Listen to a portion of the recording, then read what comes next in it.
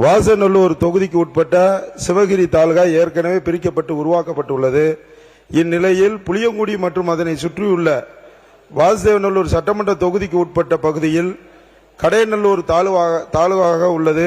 இதனால் பொதுமக்கள் நெடுந்தொலைவில் செல்ல வேண்டியிருப்பதால் கடையநல்லூர் தாலுகாவை உள்ள வாசு சட்டமன்ற தொகுதிக்கு உட்பட்ட பகுதியை புளியங்குடியை தலைமையாக கொண்டு புதிய தாலுகா ஒன்று அறிவித்திட வேண்டும் என்ற வினாவையும் தாங்கள் வாயிலாக கேட்டுக் கொள்கிறேன். மாண்பு வருவாய்த்துறை அமைச்சர். மாண்பு பேரவைத் தலைவர் அவர்களே, மாண்பு உறுப்பினர்கள் குறிப்பிடுகிற போது அவருடைய தொகுதியில் இருக்கிற நிர்வாக அலுவலர்களுடைய அலுவலகம் சரியாக இல்லை என்று குறிப்பிட்டார்கள்.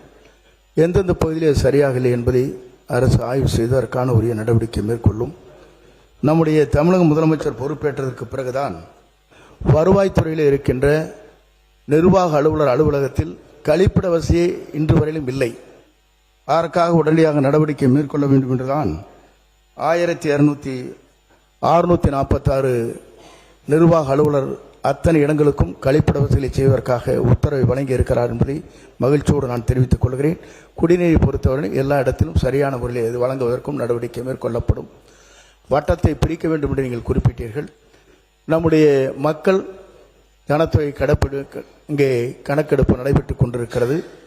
அடுத்த ஆண்டு மார்ச் வரையிலும் அது நீடிக்கும். அதற்கு பிறகு உங்களுடைய கோரிக்கை அரசு பரிசீலிக்கும். உறுப்பினர் ராஜா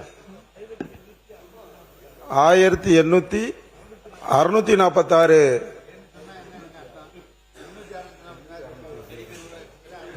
ஆய்வு செய்து நடவடிக்கை எடுப்பதாக தெரிவித்த அமைச்சர் அவர்களுக்கு நன்றியை தெரிவித்துக் கொள்கிறேன். எங்களுடைய தென்காசி மாவட்ட பகுதியில் வாழக்கூடிய இருளர் சமுதாய மக்கள் மற்றும் காட்டுநாயக்கர் சமுதாய மக்களுக்கெல்லாம் ஜாதி சான்றிதழ் வழங்குவதில் பெரும் சிக்கல் உள்ளது.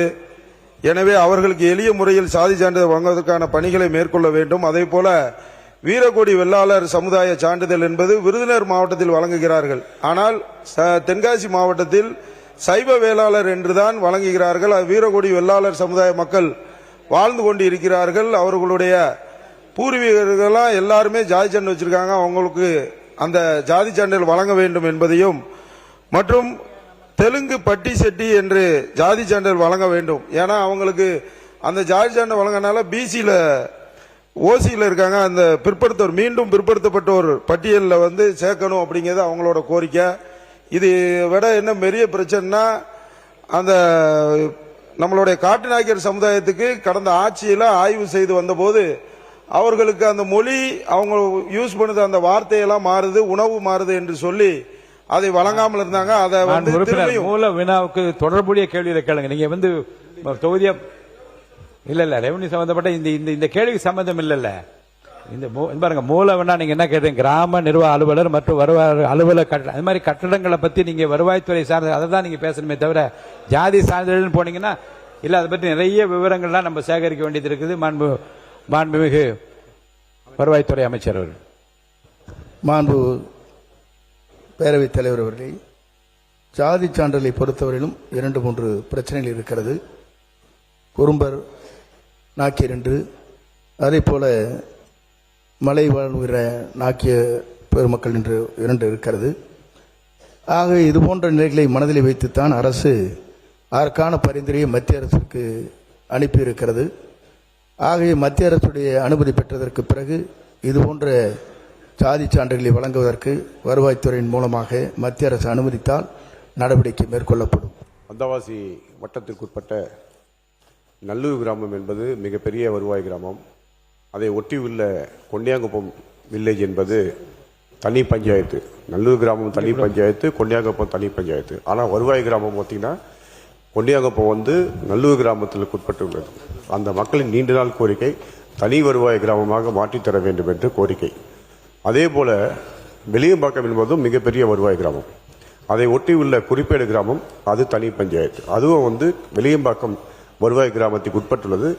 அரசு நிகழ்ச்சியை கலந்து கொள்வதற்கும் அரசு திட்டங்களை பெறுவதற்கும் மக்கள் நெடுதூரம் சென்று பெறுவதற்கு மிகவும் சிரமப்படுகிறார்கள். ஆகவே இந்த குறிப்பேடு கிராமத்திற்கும் கொண்டியாங்குப்பம் கிராமத்தையும் 2ஆக பிரித்து வருவாய் கிராமமாக உருவாக்க அரசு முன்வருமா என்பது தாங்கள் வாயிலாக அறிய விரும்புகிறேன். வருவாய்த்துறை அமைச்சர் அவர்கள். மாண்பு பேரவைத் தலைவர்களே, மாண்பு உறுப்பினருடைய கோரிக்கை அரசு ஆய்வு செய்து அதற்குரிய நடவடிக்கை மேற்கொள்ளும். மான் உறுப்பினர் சண்முகன் அவர்கள். மாண்புமிகு பேரவைத் தலைவர் அவர்களே, எனது மொடக்குறிச்சி தொகுதிக்குட்பட்ட பகுதிகளில் 50 ஆண்டுகளுக்கு மேலாக மக்கள் குடியிருந்து வரும் நூற்றுக்கணக்கான வீடுகளுக்கு பட்டா மறுக்கப்பட்டு வருகிறது. காரணம், அது ஓடை புறம்போக்கு அல்லது நீர்நிலை புறம்போக்கு என்று வகைப்படுத்தப்பட்டிருக்கின்றது. ஆனால் நேச்சரில் அந்த இடம் நீர்நிலைக்கும் ஓடைக்கும் வெகு தொலைவில் மேடான பகுதியில் அமைந்திருக்கக்கூடிய பகுதியாக இருக்கின்றது. நிறைய இடங்களில் அந்த இடத்தை ஏற்கனவே நான் சொன்ன மூல கேள்விக்கு தொடர்புடைய கேள்வி கேட்டா எல்லா பதிலும் சொல்ல தயாரா இருப்பேன். திடீர்னு நீங்க பட்டாவை பற்றி கேட்கறீங்க, ஜாதி சான்றிதழ் பற்றி கேட்கறீங்கன்னா சிரமம். அது பட்டா பற்றி மட்டும் கேட்கிறாங்க. பட்டா மட்டும் அந்த நில வகைப்பாடை மாற்றி ஒரு மறு ஆய்வு செய்து நில வகைப்பாடை மாற்றி அவர்களுக்கு பட்டா வழங்க வழிவகை செய்யப்படுமா? மாண்பு பேரவைத் தலைவர் அவர்களே, உச்சநீதிமன்றத்துடைய தீர்ப்பு நீர்வழி புறங்கோரில் இருக்கிற அத்தனையும் அப்புறப்படுத்த வேண்டும் என்பதுதான். நீங்கள் சொல்வதைப் போல 50 ஆண்டு காலம் நீர்வழி புறம்போக்காக இருந்தாலும் கூட நீரே அங்கு வரவில்லை என்று சொன்னால் அதை பற்றியும் அரசு ஆய்வு செய்யும்.